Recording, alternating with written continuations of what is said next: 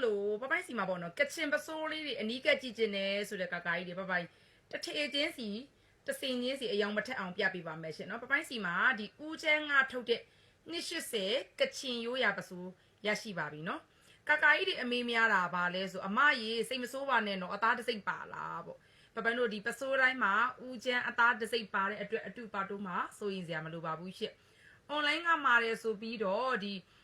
ပေါ်တော့ဂျင်းတွေများတယ် online ကဂျင်းတွေများတယ်ပေါ့မမရဲပါဘူးဆိုတဲ့ကာကာကြီးပပိုင်တို့ရှိရှိမန်တလေးကိုလာရောက်ဝယ်ယူအားပေးပါနော်ပပိုင်တို့စီမှာဘလိုလေးတွေဂျင်းမဖြစ်အောင်စစ်လို့ရလဲဆိုတာပပိုင်ပြောပေးပါမယ်ရှင့်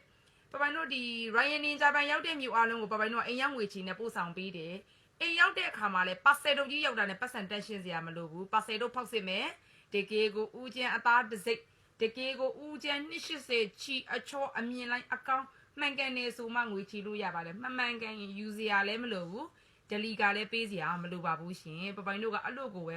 ဒီကာကာကြီးတွေစစ်ဖြစ်အောင်လုံးဝကို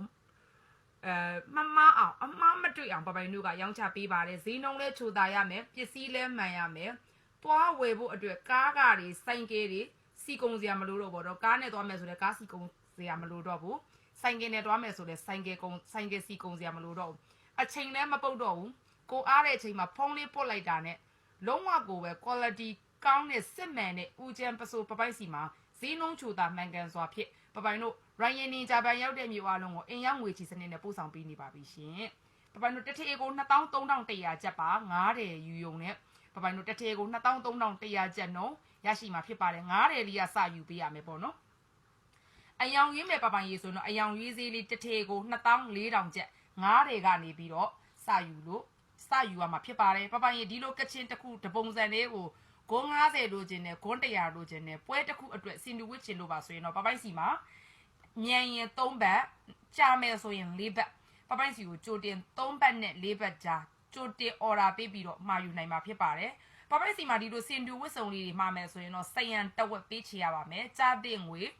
10သိန်းကြာမယ်ဆို9သိန်းပေးရမယ်30ကြာမယ်ဆို10သိန်းပေးရမယ်ဘာဖြစ်လို့အဲ့လိုစရန်လေးတွေတောင်းတာလဲဆိုရင်ပစိုးဈေးနှုန်းတွေတက်တဲ့အခါမှာစရန်ပေးထားရင်ပပိုင်တို့ဘောင်ချဖွန်ပြီးသားဈေးအတိုင်းပပိုင်တို့ပေးချေရမှာဖြစ်ပါတယ်ဈေးနှုန်းတွေကလည်း